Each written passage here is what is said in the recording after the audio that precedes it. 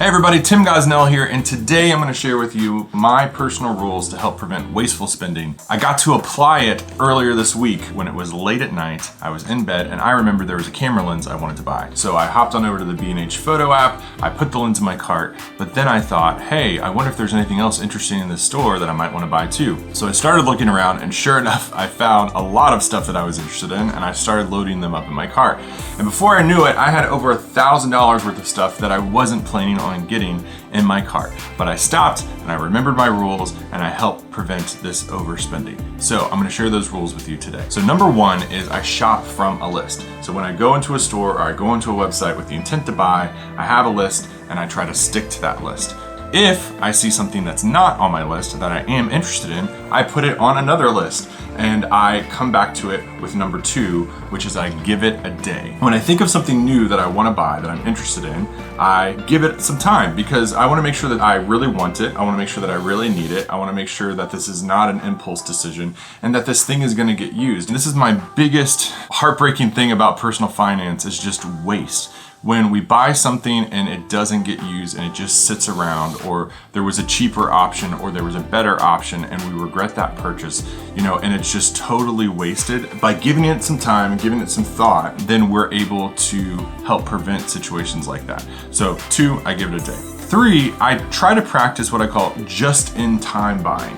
If there's something that I see that I wouldn't use on a regular basis, but I think, oh, there could be a potential for using this. Like, for instance, I'm getting ready to go camping this week. If I had just finished up a camping trip and I thought of an item that I thought would be helpful for that trip, I wouldn't immediately after that camping trip go out and buy that thing. I would add it to a list to check out before my next camping trip. So once I had the next camping trip on the books, I would decide if I wanted to buy it. And that way, I don't buy it after the camping trip, never go camping again, and then the item just has sat there and not been used. So number 3 is just-in-time buying. 4 is I practice what's called Halt. And this is something that I picked up from the recovery world, and Halt stands for hungry, angry, lonely, tired. And when we're any of those things, then we are more susceptible to lower willpower, and that makes us less likely to stick to the first 3 principles. Being hungry is going to make you more likely to overspend while you're grocery shopping. When I'm in bed, it's late at night, I'm tired, I'm not making good decisions, and so I'm going to postpone that until the next day, add the items to my list, and think about it. So number 5 is regret it,